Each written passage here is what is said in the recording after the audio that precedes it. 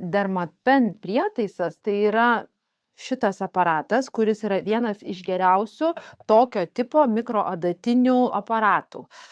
Koks jo veikimo principas? Jisai turi integruotas steriles vienkartines adatas, taip pat specialius kokteilius, kuriuos mes parenkam prie kiekvienos problemos ir užtepę juos ant odos, šiom steriliom vienkartiniam adatom mes įvedam juos į nustatytą iš anksto odos gylį, taip pasiekdami maksimalių rezultatų. Dermapen prietaisą mes galime panaudoti daugelį odos problemų spręsti, pradedant raukšlėm, sausa oda, netgi veido rožinės pažeistai odai, tinka prie aknės, tiek uždegiminės aknės, tiek prie aknės likusių randų. Taip pat galim panaudoti pigmentacijai. Iš tiesų, šitą aparatą mes galime naudoti ne tik veide, galim naudoti visur kūne, netgi rankoms, lytinių organų srity, šviesinimui, tam tikrų problemų mažinimui, porų sutraukimui.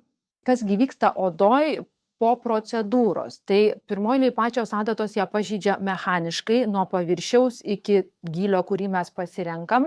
Ir pradžioj vyksta odoj uždegimas. Žinoma, kelias dienas oda būna paraudusi, truputėlį sudirgusi, bet jų namų priemonės labai gražiai odą nuramina.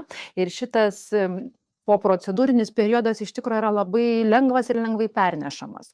Vėliau po kelių dienų iki kelių savaičių oda restruktūrizuojasi, prasideda naujų kraujagyslių gamyba viduriniam odos sluoksnyje, kolageno gamyba užvedama ir dėl to raukšlelės pamažėja, poros susitraukia, oda pasidaro stangresnė, sveikesnė, bet tam reikia laiko, dėl to tikras rezultatas matomas yra po 4-6 savaičių ir pakartotinės procedūros jį sustiprina, neleidžia tai neokolagenezijai ir odos regeneracijai sustoti.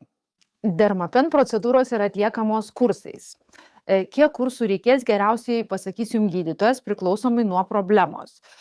Jeigu mes atliekame jas profilaktiškai odos kokybės pagerinimui, gal pakaks ir poros procedūrų kas mėnesį, tačiau kuo mes turime rimtesnę problemą, kuo jinai yra odoje giliau, tuo procedūrų mums reikia daugiau ir jos gali būti atliekamos kas 2-8 savaitės. Procedūros nors ir atliekamos adatomis, tačiau dažniausiai tai nėra labai skausminga procedūra, nes adatos labai greitai sminga į odą ir labai greitai jinai yra atliekama.